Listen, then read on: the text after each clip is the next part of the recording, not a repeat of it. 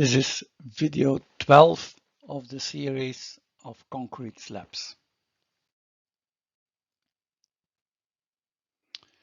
We will talk about reinforcement and it's about torsion and shear force and the positive effect of supported edges. When you have calculated the bending moments with a simplified method, like for instance the method of equal deflection, then you only know the bending moment in the center of the slab, in the middle of the slab. So to cope with that, there are two elements. First, you take the band of 1/5 of the smallest dimension in the width, a band near to the support. In this band, you put at least in the direction of A, half of the reinforcement that you need in the center of the slab. That's the first thing. Second, you make sure that at least half of the reinforcement is carried over the support, left and right.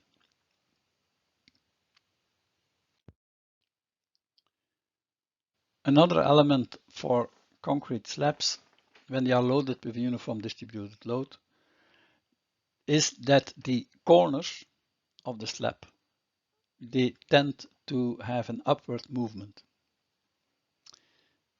You can, it's easily illustrated on the link here on a YouTube video. When this upwards movement is restrained, then you can have cracks in your slab, typical cracks in the corner. But why is this corner moving upward in a two-way slab? This is because of the torsional bending moments.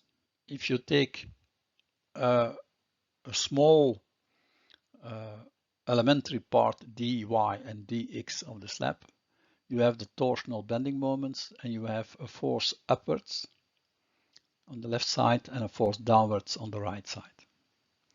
But next to it happens the same. So those two forces cancel each other out, so there's no problem at all. Except in the corner.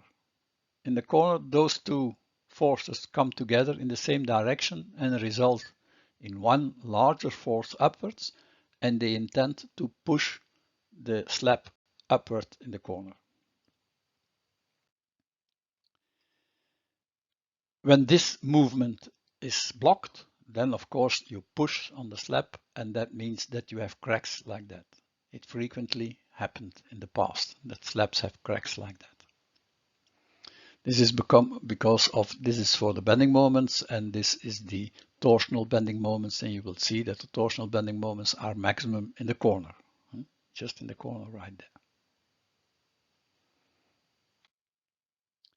The torsional bending moments is given by this formula, but what does it mean? It means that the tangent, when the tangent to the elastic line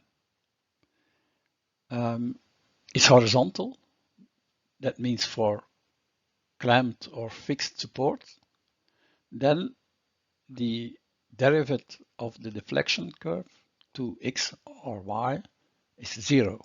It means then that the torsional bending moments are 0 and then the uplift is not there. So when the corners are really clamped, 100% clamped, then you are in this case and you do not have to fear the upward movement of the slab. Of course, when you have no movement at all, that is when you have a free edge without the support, a free edge, then you will not have those upward movement too. We can cope with this phenomenon very easy. We reinforce the corners with a top reinforcement and a bottom reinforcement of we use the same amount of reinforcement needed in the middle of the slab, and we use it in an area of 1/3 of the smallest dimension of the slab, like it is indicated on this figure. Doing so, you have no fear that cracks will develop in the corners. Now I will talk about continuous slabs. In fact, it is simple when this slab, for instance, is supported on all sides, but is continuous, because it can be a brick wall underneath of the slab. You can also use the method of equal deflections with all types of slabs from 1 to 6 by when you are calculating the sagging bending moment, you use type 1 slab. And when you want to calculate the hogging bending moments in this direction, the hogging bending moments, you use type 2 slab and you use your formulas for type 2 and type 1, and then you can calculate your bending moments. This is because this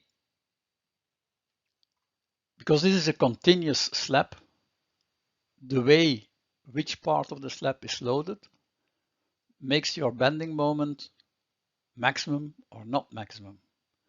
So to cope for that, we use this simplified method. This is maximizing the sagging bending moment. This is maximizing the hogging bending moment. That's why we do it in this way.